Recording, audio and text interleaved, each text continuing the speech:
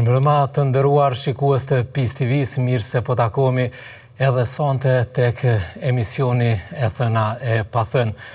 Është më se kënaqësi që këtë bashkëbisedim, pra këtë emision ta zhvillojmë me hoxhën e nderuar Ekrem Avdiun. Asalamu alaykum hoxh. Aleikum selam.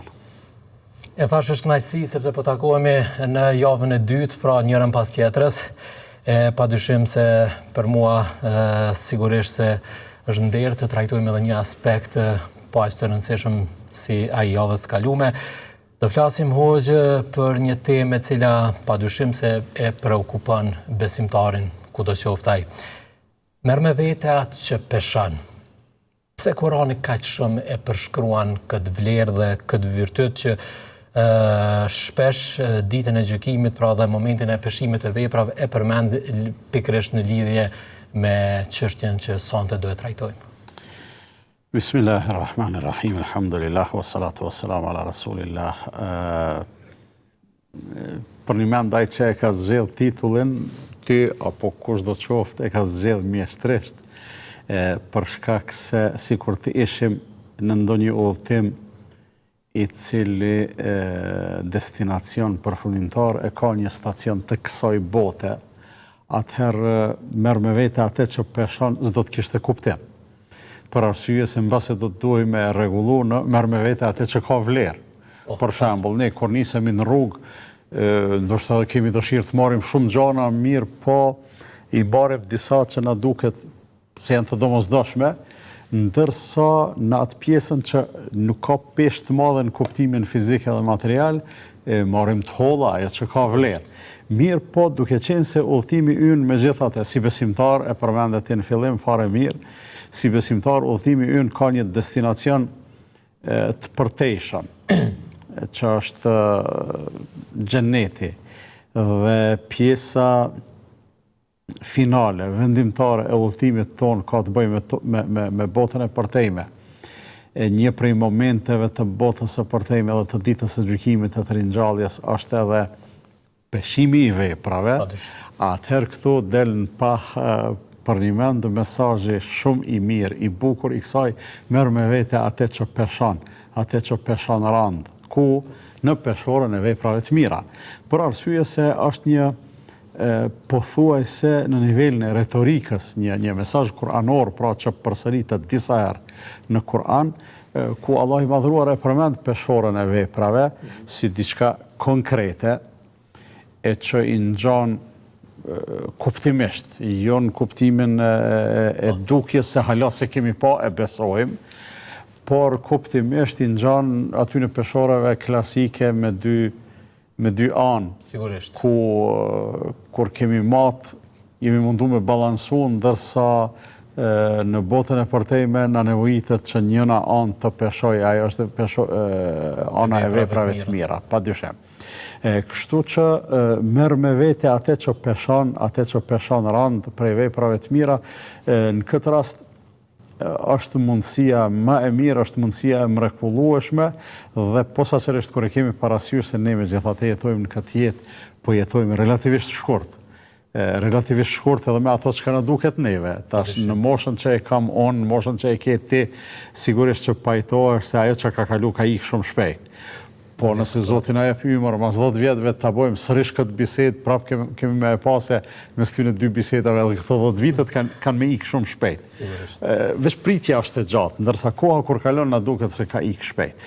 Në anën tjetër, si ummet edhe njerëzime në përgjithësi, nuk është duke shku duke zgjatë jetën, por po flas nga një kontekst pak më i gjatë historik, jo i shkurtër, se ne nganjëherë kemi prirje me thonë jo, baballarët tonë kanë hek më shumë edhe mbase për atë arsye kanë jetuar më shkurt, ne kemi jetën më komode dhe mund të jetojmë më gjatë. Ajo është shumë relative për arsye se fare pak dallon jeta jonë me jetën e prindërve ose gjyshërve tanë. Mirë, por nëse i kthehemi historisë me mileniume, me dhjetra shekuj, atëherë kemi me pasën të kaluar njerëzit kanë jetuar jashtëzakonisht të gjatë krahasu me neve. Madje Kurani e përmend për shembull kohën e Nuhut alayhi salatu wasalam, kur njerëzit kanë jetuar me shekuj. Jetëgjatësia e tyre ka qenë me shekuj. Nuhu alayhi salatu wasalam ishte vetëm në misionin e pejgamberit ishte 950 vjet. ne s'mundemi me emri atë 10 breza, 20 breza s'mundemi me emri 950 vjeçën. Ashtu e pas parasysh këtë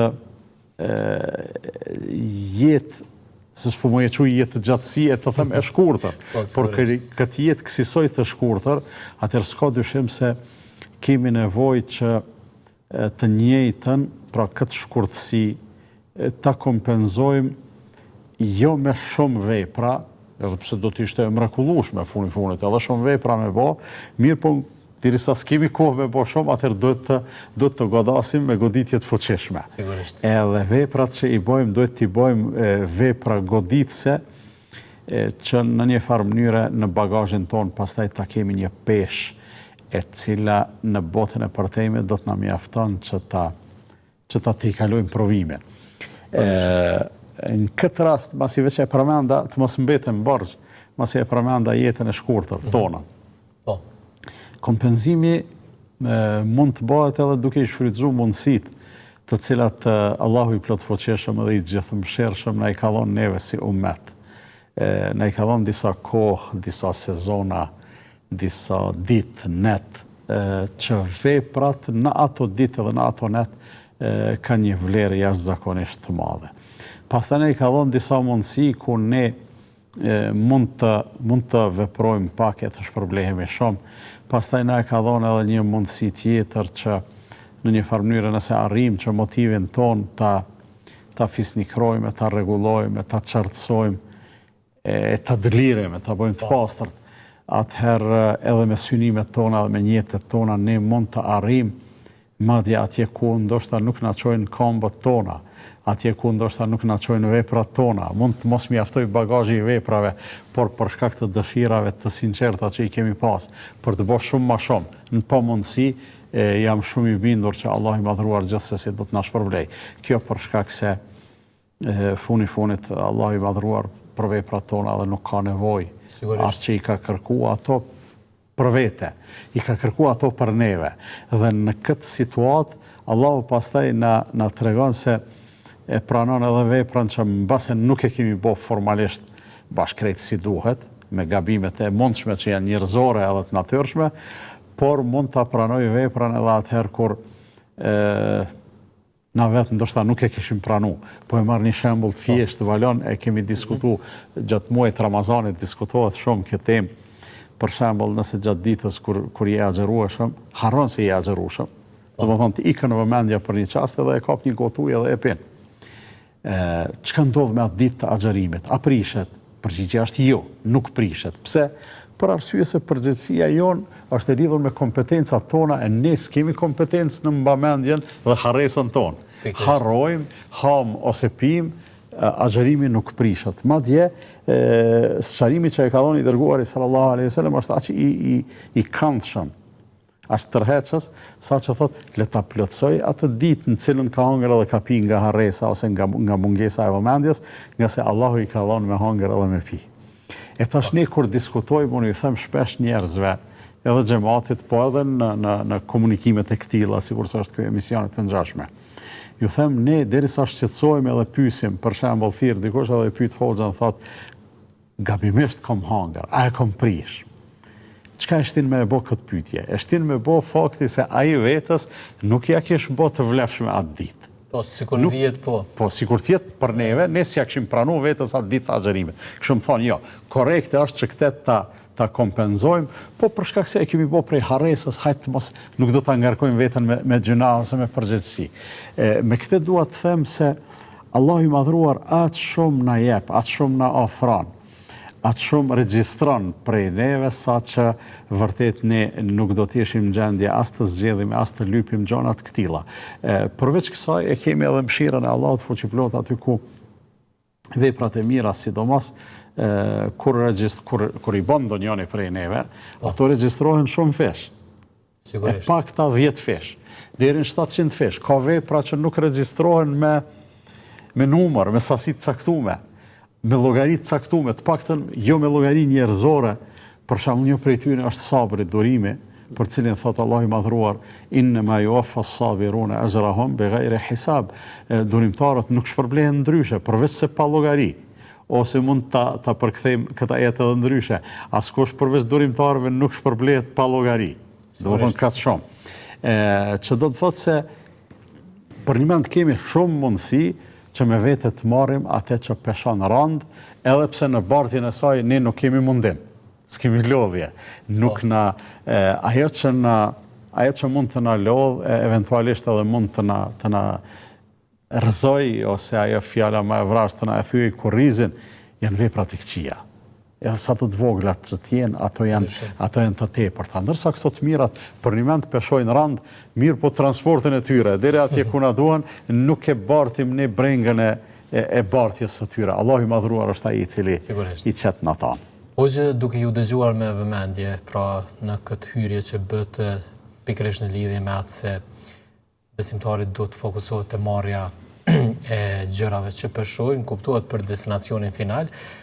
Nuk kam se si të mos parafrazoj në këtë aspekt me një dukuri që ne e hasim në përditshmërinë tonë gjatë udhëtimeve që bëjmë.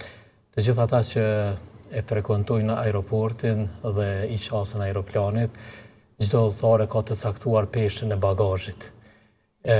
Fakti që udhëtarit i caktuhet kjo peshë e bagazhit, si ka mundësi që njeri zakonshëm të mos e bëj këtë vlerësim në përditshmërinë tonë, përderisa një udhëtim qoftë edhe një herë në jetë, po e bëri njeriu me aeroplan, po duhet kam ju përmbajt në peshore të caktuar që ti më marr me vete, e pa dyshim se në atë peshore ti i merr vetëm gjërat me vlerë, pa marrë parasysh sa kilogram janë pyetje, pse ne nuk e bartim këtë përditshmërinë tonë që çdo lëvizje që bëjmë me pas parasysh këtë ide. Ke bërë një krahasim shumë interesant. Do më thonë, përveç peshës së bagazhit, madje ato rregulloret e udhëtimeve dhe të fluturimeve ndërhyjnë edhe në çfarë kemi pas në çantën tonë. Zguxon çka dush me marrë edhe pse se ke kalu peshën. Kjo për një mend na bën shumë të vëmendshëm. E para na mëson që duhet të informohemi për rregullat e udhëtimit dhe të fluturimet. Çka bën, çka s'bën me marrë me vete. Gjithmonë kur e paguan një bilet udhëtimi, një prej informacioneve kryesore mbasi është edhe sa është pesha e lejuar e asaj që mund të marrë me vete. Kretë kjo në një farë mënyre na mëson që të kemi parasysh kufizimet, pastaj të kemi parasysh udhëzimet për përmbajtje, s'mundesh çka dush me marrë me vete. Pastaj na mëson që t'i respektojmë mes tjerash edhe oraret. Sigurisht. Edhe në një farë mënyrë na mëson se si menoj që kam e tingëllu pak e çuditshme kjo që do ta them, po megjithatë mund ta elaborojmë. Na mëson edhe si të paketohemi edhe të çpaketohemi. Sakt. Udhëtimi është i këtill. Për atë arsye udhëtimi nuk është i lehtë. Sikur të kish pas njeriu shtëpi në secilin vend ku shkon, mbasi do ta kishte udhëtimin të lehtë. Po në atë shtëpi do duhet kishte edhe garderobën e vet, edhe librat, edhe enët e kuzhinës, edhe kështu me radhë, që mos theme është e pamundur, po pak kush e ka këtë luks në jetë. Të gjithë pjesa dërmuese e jona, pra jemi në një farë mënyrë udhëtarë dhe jemi kur shkojmë dikon ti në vendin tonë mundesh me konë i pasur, po atje kur shkon je fukara. Për arsye se edhe kushtet minimale nuk i ki. Andaj, udhëtimet e përbotshme do të na mësojnë se megjithatë duhet ta kemi vëmendjen edhe taj udhëtimi i jonë jetësor në cilin prap kemi kufizime. Në aspektin material, sidomos, kemi kufizime për shkak se gjithnjë po flasin nga këndvështrimi i besimtarit musliman. Do të thënë, na jemi të folë me një bindje edhe me një retorik të muslimanit. Besimtari musliman e din se në momentin që ndahet nga kjo jetë, kur gjo materiale s'ka me marrë me vete, përveç një minimumi i cili me gjithat e ka dhe simbolikën e vetë, na i themi qefin, ai materiali i bardhë me cilin mbështjellet i vdekuri pasi që t'jetë pastruar dhe përgadit, edhe e themi edhe një gjë tjetër që përveç që është realitet, edhe ajo e ka simbolikën e vetë, qefini nuk ka xhepa. E përmendin një batut, një ngjarje ose rrëfim pa ka rëndësi autenticiteti, po thot një burr i moshuar pas ka qenë në miqësi të afërt me një hoxh. Do thonë ky plaku, hoxhën e pas ka pas bukur shok, bukur jaran. Edhe kur i afrohet vdekja këtij plakut, është se po i rëndohet gjendja shëndetësore kështu me radhë, i lën emanet djalit vet, djemve vet, edhe i thot kur ti mbylli unë syt, kur të vdes, thot me ma thirr dostin tem, hoxhën, mulla filanin, ai më përgatit, me më la, me më qefinos, me më përgatit, me më përcjell, a më thot e kam vesh një kërkesë, a atë do t'ja zbuloni ati, masi të vdes unë, jo tash. Thot kur të më pastron edhe të më përgatit, para se më mbështjell me qefin, thot me më mbath një palë çorapa. Edhe ato djemt nuk e kuptojnë cili është mesazhi. Edhe kur vdes baba, e thirrin hoxhën me e përgatit, e merr hoxha me e përgatit, i thonë baba e ka pas një kërkesë, një emanet e kalon. Çka? Thot mi alon çorapat mbathën. Para se me mbështjell me qefin, mi mbath çorapat, pastaj me mbështjell me qefin edhe me e varros. Hoxha i thot është kjo punë që s'bëhet. Sigur sot për shkak kur shkojmë në haxh, derisa e kryjnë ritualin e haxhit ose të umrës, duhet me veshje ihramin. As çorapa s'bën me mbath, pa e pas zorin është fjala, se ka justifikime për situatat jashtëzakonshme, po në kushte normale s'bën. Edhe hoxha thot nuk bën. Thot do të vendeti babën e ke pas shumë për zemër edhe ai të ka dash ty, të ka respektuar kështu me radhë, qysh thot që dëshirë s'po ja respekton. Thot djem, baba thot nuk e ka pas qëllimin që me lyp, me shku në atë botë me çorapa mbathën. Po baba ka dashur ju më javlon një mesazh. Me ju tregu se kur del për kësaj dunjaje, edhe prej rrobave, prej petkave të përditshmërisë, as minimumin nuk ka. As minimumin, as atë që është më e thjeshta çorapa, mo që kërkosh si bën hesap sot, thot as atë nuk e merr me vete. Edhe për këtë arsye ne themi qefini nuk ka xhepa, edhe njeriu nuk merr asgjë materiale prej kësaj dunjaje. Është shumë e vërtetë. Mirë po, megjithatë edhe nuk del krejt duar bash. E merr përgjegjësinë, ose e merr edhe lavdin. Tash kur them përgjegjësinë, e kam fjalën dëbamat e veta, ato që i ka bë, ndoshta nuk është dashur me i bë, ose ato që është dashur me i bë i kalon pa bë. Për këtë këto ka përgjegjësi. Njëri hin gjuna me e bë punën jo të duhur, ose me e lën punën e duhur. Në të dyja këto, do të thonë hyn gjuna. Pra e merr përgjegjësinë, po e merr edhe lavdin e veprave të mira. Kësaj ajo që na mëson kjo për cilën pyet ti Valon, rregulloret e udhëtimit, rregulloret e fluturimet, marrja me vete e gjërave elementare, respektivisht e gjërave shumë të rëndësishme dhe të nevojshme në udhëtim, kjo të mëson se megjithatë në atë udhëtimin ku jemi nisë funit të udhëtimet e kësaj dunjas janë udhëtimet shkurta, janë stacione të afërta, arrim dikun shkojmë në kambe, dikun shkojmë me makine, dikun shkojmë me autobuse, dikun shkojmë me aeroplan, po megjithatë këtë janë të arritshme. Ama ai udhëtimi i gjatë edhe furnizimi për te në radhë parë kërkon seriozitetin. Do të thonë njeriu do të jetë shumë serioz dhe ta kuptoj shumë seriozisht ku është nis edhe çka i duhet me vete. Sikur kjo çka folëm në udhëtimet e dunjas. Çka bën me marr me vete, këtu është pak më ndryshe, se funit e ke një hapësirë më të gjatë çka më zgjedh, çka bën, edhe diçka çka s'bën. Po edhe në ahiret kur të kalon njeriu, edhe aty duhet me ditë çka duhet me marr me vete, edhe çka s'bën me marr me vete. E tash nëse e bojmë temë këtë, çka duhet me marr me vete janë pikërisht veprat e mira, veprat fisnike, sinqeritetin, përzemërsinë, zemërgjërsinë, faljen edhe ndjesën ndaj njerëzve. Këto janë me dashur me i qitë në peshore materiale, as një gram zbojnë, se s'maten materialisht këto. Janë gjëra abstrakte, ama në botën e përthejmet do të maten. Qysh, Allahu me plot fuqinë e vetë ka me e bo.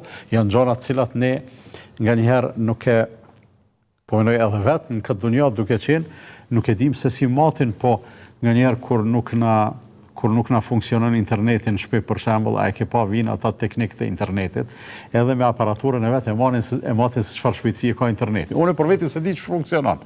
Edhe shumica e njerëzve se din, po megjithatë po u mat ka.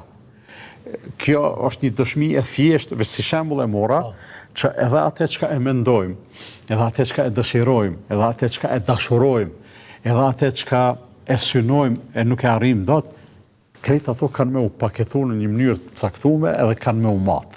Ekziston një peshore e botës së përtejme. Andaj, secili prej neve pra duhet të pajiset me ato gjana me të cilat kur del para Zotit fuqiplot nuk do të ndihet i turpron. Edhe ato fjalë, kjo ma thjeshta, domethënë mas thjeshti me e formulu. Për shembull, të flasim këtu, derisa jemi, na me njëri tjetrin, me komunitetin, sjelljet tona në rrugë, me të njohshme, të panjohshme, të huaje, kështu me radhë, le të jetë në atë mënyrë që Zoti i plot fuqishëm që na sheh edhe na përcjell me përpikmëri, kur dalim para tij të mos turprohemi për asaj çka kemi bë. Kena me pa veten, sikur me i thon dikujt në një hapësirë të monitoruar me kamera shumë të qarta, edhe të përgjuar, edhe me za, edhe me thonë, ke kujdes që po sillesh, tash me po me u shkujdesaj edhe me bon ndonjë farë gjesti që e bën me lehtësi, kur s'është i mbikëqyron, a ndoshta do të turprohej me pa vetën duke e bë atë gjest. E tash ne, si besimtar, ndalemi edhe mendojmë, me çka do të duhej na me dalë para Allahut fuqiplot, me fjalë të mira, me sjellje të mira, me bamirësi atë sa na lejojnë mundësit, po mbi të gjitha është ajo bamirësia e zemrës, për arsye se një ndihmës që dikujt ja ofrojmë, ose një, për shembull, që e përmend Islami prej veprave më fisnike është ta ushqesh të uriturin. Tash para mendova valën, ta ushqesh të uriturin është një vepër e thjesht, po e cila pastaj edhe përsëritet çdo ditë, disa herë gjatë ditës, çdo ditë derisa të mjaftohet ai njeri që ka nevojë që na ta ushqejmë. Funit, nëse nuk e ushqejmë sot në mesditë, ai ndark, Allahu ka më çu rrezikun, ose nëse ushqejmë ai ndark përsëri do të përballet me uri, edhe me etje. Po çka është këtu, ku është bamirësia këtu? Bamirësia nuk është thjesht të ushqymet. Po ose ta veshësh, ta mbathash tjetrin, ose t'ja ndërtosh një shtëpi, ose t'ja lehtësosh një hall, një brengë kështu me radhë. Kjo është forma e bamirësisë, po esenca e bamirësisë është t'i harrosh dinjitetin. Të mos e, si më thon, të mos e bash, të ndihesh keq, çka do të t'japësh, më mirë mos i jap fare. Nëse e ke ndërmend, me ja përdhos dinjitetin, ose me ja shkel dinjitetin, keq mos i ndihmo, se do të gjendet tjetri që nuk është sikur ti, i cili do t'i ndihmoj duke ja ruajtur atë dinjitet, edhe madje edhe duke mos e bë të ndihet keq. Ka pas në të kaluar njerëz që i kanë fsheh veprat e mira, ashtu që fshehim ne veprat tona të këqija. I kanë ruajt madje edhe veprat e bamirësisë, ashtu qysh dikush sot mund ta ruaj ose të insistoj ta fsheh vjedhjen për shembull. Pse?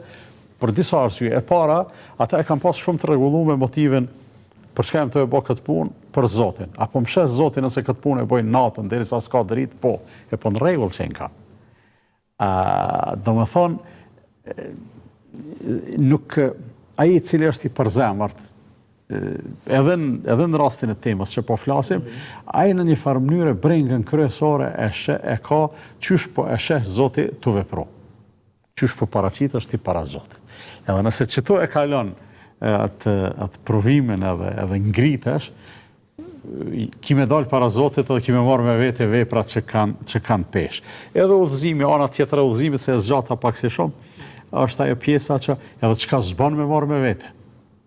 Çka nuk bën me marrë me vete, tash në këtë udhëtimin e përmendëm udhëtimet e përbotshme, ka gjëra të ndaluara, sikurse janë armat për shkak, s'bën me hyp në aeroplan me to. Po ka gjëra që nuk janë as të rrezikshme, megjithatë kanë kufizime. Për shembull, ato parfumet e lëngshme kanë kufizim sa mililitra ki drejt me marrë me vete. Veç si shembull, po du me thonë ka.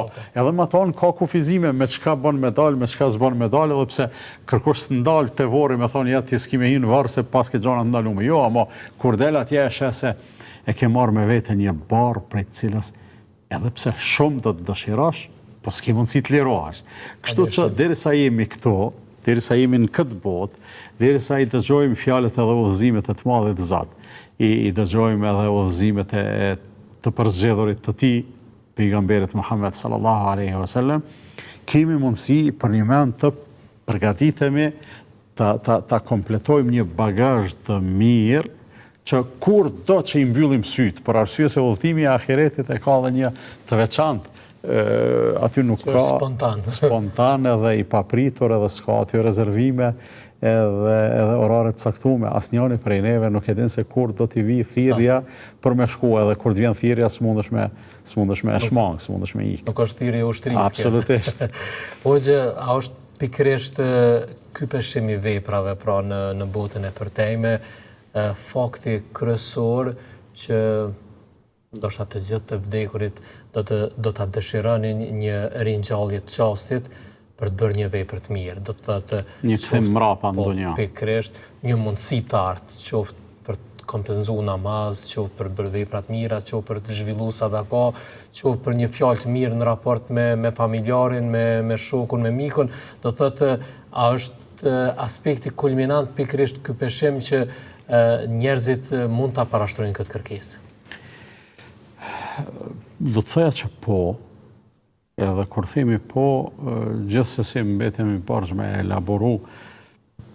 Ata që kanë bë mirë, sigurisht do të lakmonin të kishin bë mirë akoma më tepër, se mundësia ka qenë dorën zemër. Ne për shembull nëse ndalemi edhe e matim kohën që kemi kalu, për shembull, brenda ditës namaz, sa kemi kalu?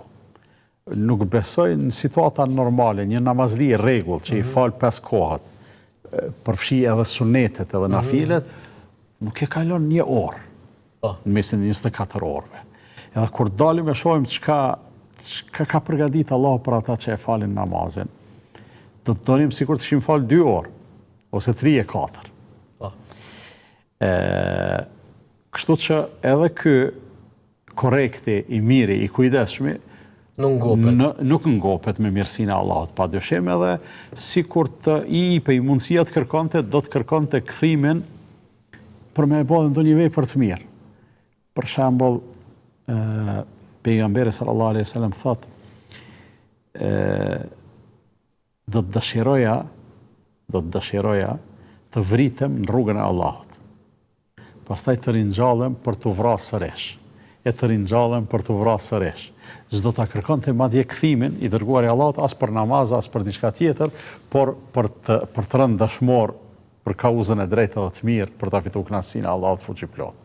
Kështu që të gjithë edhe ata që Allahu do t'i nderojë me shpërblimet e tij, do të dëshironin me u kthy jo për të bërë diçka tjetër, vetëm se për të shtuar mirësinë.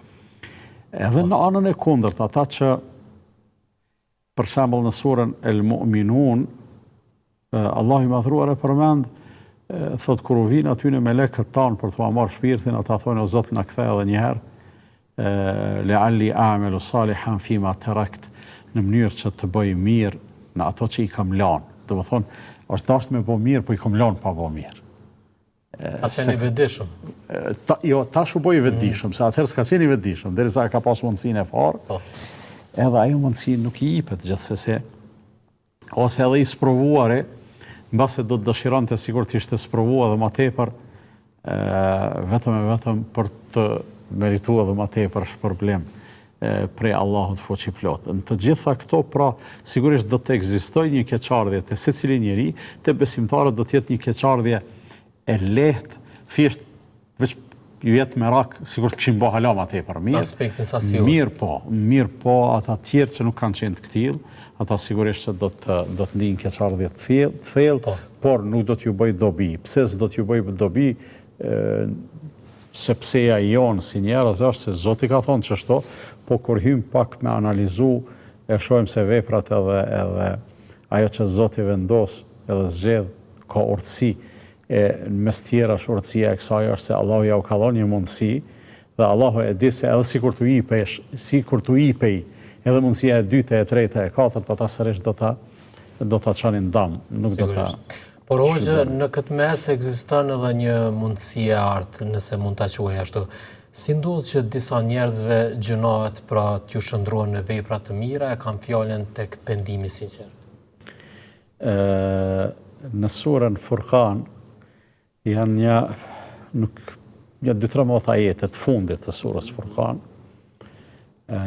ku Allah i madhruar i përshkruan disa robër të vetë me përgdhelje. Mas pari i qunë Ibadur Rahman, robërit të gjithë mëshirshmit, që megjithatë është një epitet interesant shumë. E pastaj i përshkruan ajete të caktuara, cili është profili i tyne me detajet të caktuara. Edhe në këtë rast, mes tjerash, nuk i përshkruan si njerëz të përkryer, nuk i përshkruan si njerëz që nuk gabojnë, përkundrazi. Por i përshkruan si njerëz cilët edhe nëse gabojnë, kthehen, pendohen dhe kërkojnë falje. Edhe kur flet pikrisht për këtë pjesë të profilit të tyre, Allah i madhruar thotë فَأُولَٰئِكَ يُبَدِّلُ اللَّهُ سَيِّئَاتِهِمْ حَسَنَاتٍ. Të këtillëve Allahu u shndron ose u zëvendëson të këqijat me të mira. Këtij ajeti ja kanë dhënë dy kuptime dietarët, interpretues të Kuranit, edhe absolutisht nuk ka kurfar pengese që të dyja këto kuptime të konsiderohen të sakta derisa nuk e kundërshtojnë njëra tjetrën. Disa kanë thonë Allahu për shkak se janë pendu, ata e kanë ndryshuar mënyrën e jetesës. Deri në fillon ditën ose në fillon datën kanë vepruar keq. E kanë pasë nuk është në rregull ashtu, tash veprojnë mirë. Do të thonë praktikat e këqija u janë shndruar në praktika të mira.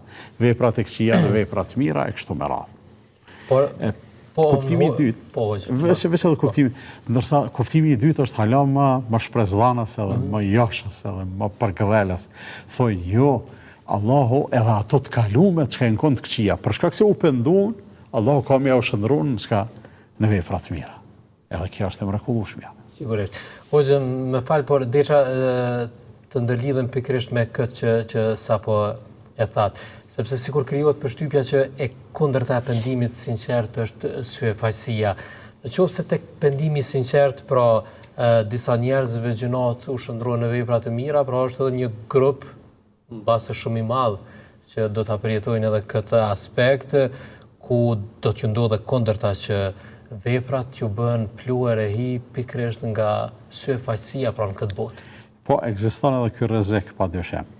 Ekziston edhe ky rrezik për cilin Allahu i madhruar na ka paralajmëruar shumë seriozisht. Edhe kur i lexojmë ajetet posaçërisht që flasin për këtë temë, nëse nuk na preken në thellësinë e zemrës, do të kërkoja që të kthehemi pak mbrapa në histori edhe të shohim se si i kanë përjetuar këto ajete njerëz të mirë të këtij umetit gjeneratave të hershme.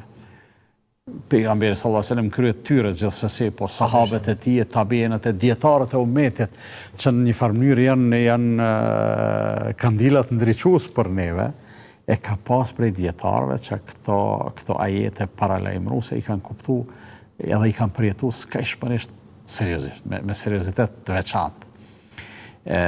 Kjo tregon se domethënë Allahu i madhruar veprat tona nuk i trajton thjesht vetëm sipas formas. E kur them sipas formas, forma është e rëndësishme shumë të një vepër. Mirë, po esenca është më e rëndësishme.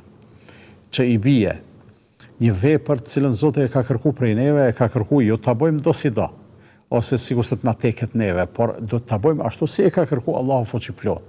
Por nëse e bëjmë formalisht ashtu si e ka kërkuar, nuk kemi garantë se do të pranohet ajo vepër prej neve përderisa nuk kemi qenë të përzemërt me Allahun edhe se kemi bërë për hir të Zotit. Kështu që çdo vepër për të pranuar duhet të plotësoj këto dy kushte, edhe esencën ta ketë, niyetin e pastër, edhe formën për atë sa është e mundur, madje këtu muj me thonë që te forma edhe nëse kemi ndonjë ngecje, ndërsa esenca është në rregull, unë mendoj se do të jemi të pranuar tek Allahu. E përmendëm më herët shembullin e agjërimit, po edhe plot shembuj tjerë që eventualisht mund të justifikohemi, jo justifikohemi ne, po të arsyetohemi, të na arsyetoj Allahu fuqiplot me harres, me ignorancë, me pamundësi, me aftësi të kufizuar që të gjithë jemi të këtill e kështu me radhë. Kështu që te kjo puna e esencës edhe që njeriu të bëj vepra të mira, edhe të bëj vepra të mira sipas vetës. Po të mos dal para Allahut fuqiplot, pastaj duar thate, veprat t'i bën hije pluhun, për një mend duhet jetë shumë i vëmendshëm në mënyrë permanente, pa ndërprer për faktin çka jam të bë, edhe pse jam të e bë. Me njëtin e tij. Absolutisht. Për arsye se neve jo rrallë bëhemi subjekte të rutinave të ndryshme. Zgjohemi, vishemi, rregullohemi, dalim, shkojmë punë, kthehemi nga njëherë, për shembull na është bërë rutinë edhe kur vozisim makinën, e shohim veten mbretëm atje ku jena, as na kujtohet që kemi kaluar rrugën. Pse se lëvizjet tona kanë qenë me një automatizëm të caktuar, po vëmendja nuk ka qenë shumë e madhe. E tash kjo rutina mundet me na rreziku që mos me kon të vëmendshëm sa duhet edhe te ajo pjesa i thojnë në gjuhën e fesë, i thojnë prezenca e zemrës edhe e shpirtit. Aty ku thjesht veprat të mos jenë thjesht veç lëvizje, po të jenë edhe përjetim. Zotën, nëse veprat që i bojmë ne, po flas për ato vepra të cilat janë ibadete dhe të cilat për një mend duhet të jenë të veçanta. Ato vepra, nëse edhe nuk i përjetojmë, ato edhe mund të pranohen tek Allahu fuqiplot se si kemi bërë për dikant tjetër. Mirë, po efekti i tyre nuk është i kënaqshëm sikur kur i përjetojmë. Për shembull 2 rekat namazi i falim, po e zam, i falim në shtëpi edhe i falim në xhami. Sa është përjetimi i njëjtë. Edhe aty e kemi la borxhin, edhe në xhami e kemi la borxhin, mirë, po përjetimi në xhami është ndryshe. Pastaj nganjëherë edhe vetë jemi, si me thonë, edhe psikikisht edhe shpirtnisht, me ndonjë ngarkesë caktuar të përplasjeve jeta që na i ban, ose nganjëherë jemi më të relaksuar. Edhe kjo ndikon çysh po i përjetojmë veprat. Mirë, po prap rolin kryesor në këtë aspekt e ka çaj përjetimi i veprës që ne do të mundohemi të arrijmë. E nuk mundemi me arrit nëse nuk e kemi parasysh për kënd jemi të i bë ato vepra.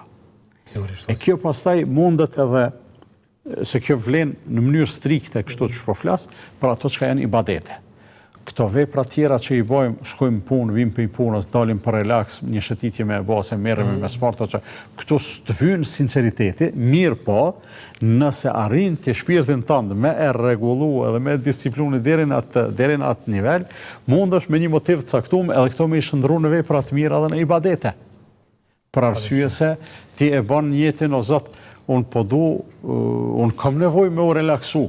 Po s'po du me u relaksu në punë të këqija, po du me u relaksu në punë të mira.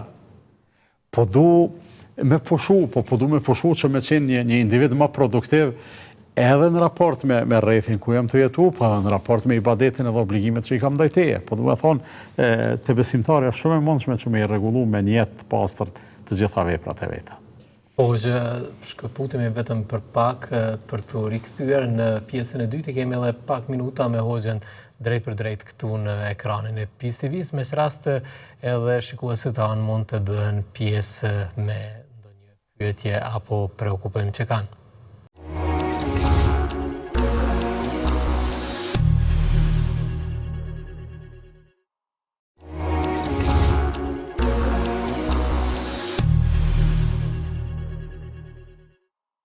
Dhe ja ku u rikthyem të nderuar miq në pjesën e dytë tek emisioni e Thëna pa thënë, jemi me hoxhën e nderuar Ekrem Abdiun, duke folur pra për një temë që ka peshë dhe vlerë në përditshmërinë tonë, siç është ajo merr me vete vetëm gjërat që peshojnë, pra bëhet fjalë për ditën finale, për ditën e gjykimit ku të gjitha veprat, qofshin ato të mira apo të këqija, do të vlerësohen për rolin dhe funksionin të cilën e kanë kryer në këtë jetë. Hoxhë, pa nisur të zhvillojmë pra hyrjen e pjesës së dytë me gjas, kemi telefonatën e parë, e cila është në pritje dhe japim hapësirë për të inkuadruar dhe për të parë se kush është. Alo? Përshëndetje, selam aleikum. Përshëndetje, aleikum selam. Për hoxhën edhe për juve, Valan. Kam një pyetje. Lidhje me tespi. Unë kur falem, tespi bëj me gishtën, do me thonë me dorën e djathtë. Po kur bëj dhikër gjatë ditës, i përdori tespit. Po një ditë që të një YouTube e dëgjova një hoxha me tespi nuk banë, se të spit thas por i kanë pas beduinet, pastaj krishterët, pastaj janë të muslimante, ju më bodi qysh për që asoj dite, zdiq, si vezvese. Si vezvese, ju më bodi se i ku përdur. Po dhe qysh ditën, kur po bëj ma letë, po më vjen me të spit. Se po ta qef i përgjigje për ju. Faleminderit. Selam aleikum. Aleikum selam, faleminderit për pyetjen. Po, dhikri nuk është lëvizja e gishtave tonë, qoftë kështu, qoftë kokrat e tespive. Dhikri është ajo çka e shqipton gjuha edhe çka e nin zemra. Ne me gishta vetëm numërojmë. Po, derisa është kështu, a e numëron me gishta, a për të ardhur më lehtë e numëron me kokra të tespihve që u themi, apo tash kanë dalë ato elektronike me çdo shtypje të butonit ai ta çet një numër, unë mendoj se nuk ka pengesë. Thjesht këtë temë veç do të me e trajtu kështu. Nëse dikush e bën me gishta, s'do të më thon pse i bën me gishta. Edhe nëse dikush e bën me tespih, s'do të më thon pse s'do të më konsideru se s'bën diçka, derisa feja në këtë aspekt e ka dhënë një si më thon, një përgjigje më të gjatë. Në rëndësi është me bëhë dhikër, me shqiptu gjuha edhe me ndi zemra. Kemi gjithashtu edhe një telefonatë e cila tashmë ka arritur e inkuadrojmë. Alo? Alo, selam aleikum. Aleikum selam. Po, ordani? Ajni, mirë. Po desha me avo një pyetje hoxhës, nëse von. Pa tjetër, vetëm ordani. Veç deshta me ditë bevlo në kështu më fetarisht, është të lejune mi prej, thajt, edhe dorës edhe të komës, për jarë kështu, abden. është me farloj besnit një, se do po më thënë një, zbën njerë, do veç ose durve ose të komëve, për njerë dy parë nuk bën. E qartë. Kjo ishte pyetja. Hajde. Faleminderit shumë. Faleminderit. Allah ju rrit. Selam aleikum. Amin. Mendova hoq mos po pyet edhe ditën apo natën. Po. Tanën e të martën. Ka plot pyetje këto. Sprish punë pse ai vllau nuk i përmendi ato, sprish punë na mes çarru. Po se gjitha këto janë diskutuar. Nuk ka kurfar kufizimi në prerjen e thojve.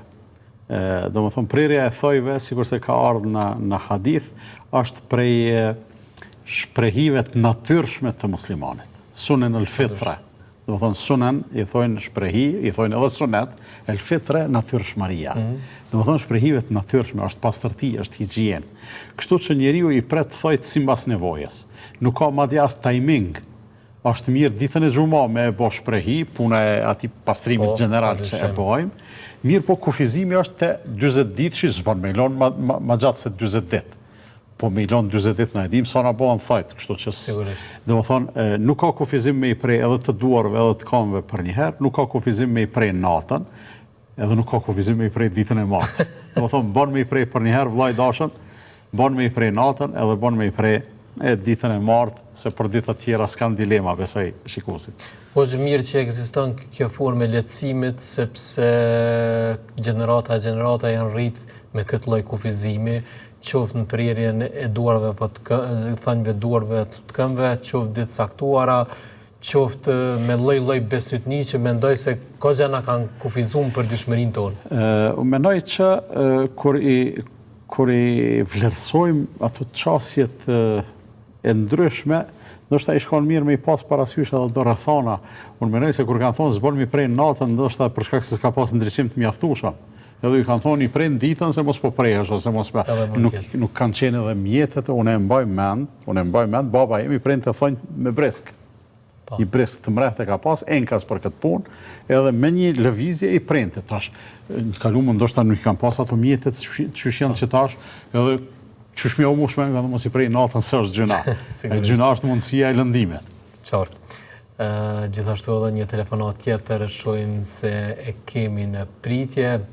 Alo, ordoni? Alo, mirëmbrëma. Mirëmbrëma. Kam një pyetje për hoxhën. Po, vetëm ordoni. Unë e kam pyetë edhe në misione të tjera, hoxhën e pyetje e kam shtruar edhe nuk më ka kthy përgjigjet asnjëherë. Unë nuk e di se ta kanë ndije këta hoxhallar apo kanë lera apo s'kan, ama nuk më ka përgjigj asnjëherë pyetjeve të mia. Për çfarë keni fjalën, falni zoj? Unë e kam pyetë një koma parë në televizion, po gjën pyetje, nuk më ka përgjigj pyetjeve të mia, nuk e di sa janë të aftë edhe sa kanë aftësi. Ta xhallar që nuk përgjigjen pyetjeve të qytetarëve. Besoj që në këtë emision hoxha ka përgjigje për secilën pyetje, në qoftë se keni një të tillë tani mund ta bëni. Unë ju këm bë pyetje dhe nuk më ka përgjigjur. Cila është ajo pyetje, ju lutem? Aja pyetja eme ka qenë e gjinëve e gjinët. Po. Që dëmtoj njeriu, në trupin e njeriut edhe e kom pyet hoxhën, a ka ndonjë njeri që i hek e gjinët për trupit edhe nuk më ka përgjigj pyetjeve të mia. Nuk e di sa kanë astri, nuk e di sa janë të aftë, por në rregull, e kuptuam pyetjen, faleminderit shumë zonjë. Natën e mirë. Hoxhë, me gjas telefonuesja është sigurisht është një shqetësim i saj, dhe kur njerëzit kanë shqetësime, pastaj edhe mendojnë se nuk po marrin përgjigje adekuate. Bëhet fjalë për me gjas sulme të gjinëve, pra në trupin e njeriut, po thotë si largohen dhe a largohen. Do të thotë në aspektin fetar si trajtohet kjo pjesë. Do të thonë, nëse i hym fantashkencës, atëherë kështu mujtë unë e ti me e bo një emision çdo natë me e bo, dhe sigurisht i shkon shumë interesant, se njerëzit për kësi gjona për një vend kam prirje me bo pyetjet shumëta. Po emisioni jonë nuk është për me ushqy kurreshtjen, emisioni është për me ofru përgjigjet cilat shpresojmë që kanë mju bot dobi shikuzve. Do më thonë, sa u zgjat taj frustrimi, këm bo pyetje, s'kom marrë përgjigje, këm bo pyetje, s'kom marrë përgjigje, ka mujt një 3 pyetje me i bo që i hynë punë, si do se tjetë. E gjinët a monën me depërtu në trupin e njeriut, po. Qysh, unë nuk di me spjegu.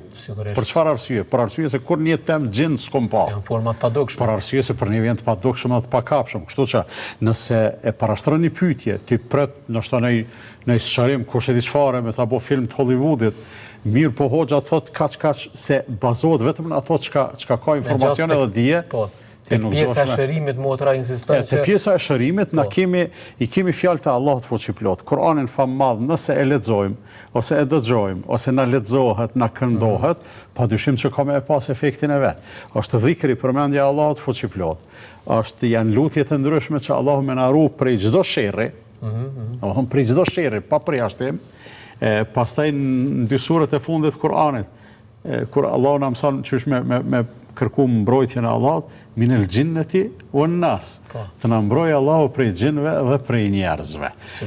Gjithashtu, përveç mbrojtjes, ne duhet edhe të imunizohemi vetvetiju para se me na ndodh gjanat. E imunizimi më i mirë që e bëjmë është me iman, me besim të pastër, të mirë, të sakt, me ibadet në nështrim edhe për ullje ndaj Allahut fuqiplot edhe me dhikr të vazhdueshëm. Nëse këto i kemi, s'do me thonë që s'kanë me na ndodh gjanat pakandshme në jetën tonë, mirë po ka me pas ma pak pasoja, edhe kemi me i te i kalu ma le. Se të tilla raste mund trajtohen edhe përmes rukjeve? Pastaj edhe përmes rukje është diçka që, si me thonë, është sikur kur kërkon dikosh një zgjidhje për një problem shëndetësor që e ka, edhe i drejtohet mjekut, se tashmë është punë e ekspertit, punë e mjekut. Ama unë nuk kisha pas qef, po mënej që këto tema me u bot tema bazë të emisionit temë. Unë me ditë që njerëzit kanë interesim për këtë punë, unë nuk i jap mundësinë më me mpyet njerëz. Kam qef me mpyet për gjona konkrete. Për gjona, sidomos për gjona për cilat po flasim, se mendoj se megjithatë janë të rëndësishme. Sidoqoftë, secilin telefonuese dhe telefonuese e respektojmë, secilës pyetje mund t'i japim, përpiqemi t'i japim përgjigje, mirë po e mbaj të drejtën mos me u përgjigj nëse konsideroj se pyetja s'është me vend, ose e kam gjithçysh jo drejtën, po e kam obligim mos me u përgjigj nëse nuk e di përgjigje. Padyshim. Hoxha, kemi një mesazh që ka arritur nga një vëlla musliman, thot: "Selam aleikum hoxhi i nderuar, tash po thojnë e pamja s'është kurrë, veç varrimi është me rëndësi që bën një përgjigje, domethënë, sepse në përditshmërinë tonë hoxh sikur kemi pak hamendësim te kjo pjesa a më e rëndësishme ceremonia e varrimit apo e pamja." E qartë. Po. Ceremonia e varrimit është e rëndësishme për shkak se e kemi obligim. Sigurisht përcjellje. Njeriu kur ti mbyll syt, të gjallët e kanë obligim me përcjell me rregulla. Me la gjenazën, me përgadit, me fal gjenazën edhe me varros. Kurse tek e pamja? Kjo është obligimi të gjallëve edhe këtë punë mos me e bo, him në gjunat të gjithë. E pamja nuk është obligim me këtë peshë. Mirë po, kush është sprovu me rastet të vdekjeve në familje dhe të dashurve, E sheh vlerën dhe peshën. E sheh vlerën edhe ndikimin pozitiv që e ka e pamja. Edhe unë konsideroj se e pamja pra juridikisht nuk është obligim, edhe unë po them, mirë po edhe praktikisht edhe kulturalisht e pamja mendoj që është prej traditave shumë të mira që i kemi, edhe që në asnjë aspekt nuk vjen ndesh me mësimet që i kena me mësimet e islamit. Tash po flas për çdo çka di unë prej Kuranit edhe prej sqarimeve të pejgamberit sallallahu alaihi wasallam. Kështu që e pamja është e rëndësishme. Si ngushëllim është etik, është mirësjellje, edhe mënyra që është organizohet te na pa disa teprime që disa i bojnë, mendoj se është shprehje e mrekullueshme. Por që të gjithë pajtohen se efekti real i të pamës vret kur përfundon ajo apo jo? Sakt. Shef, kur të ndodh rasti i vdekjes në një familje të caktuar, ai shkakton tronditje, shkakton goditje, shkakton mërzi të madhe. Edhe pejgamberi sallallahu alaihi wasallam ka thonë sabru inda sadmatil ula. Sabri edhe peshën edhe vlerën e ka, po edhe efektin, edhe vjen shprehje te goditja e parë. Sakt. Për arsye se me kalimin e kohës nuk është që ndoshta kalon dhimbja, po njeriu nuk ka më rreziqe të asoj natyrës të skaloj. Njeriu mësohet me dhimbjen. E thash, për shembull, na kemi në praktikat tona dikon që për shembull Mitrovica andej hala është 3 ditë e pamja. Çaj familje që janë prek prej një dhimbje të madhe, ka vdek familjare.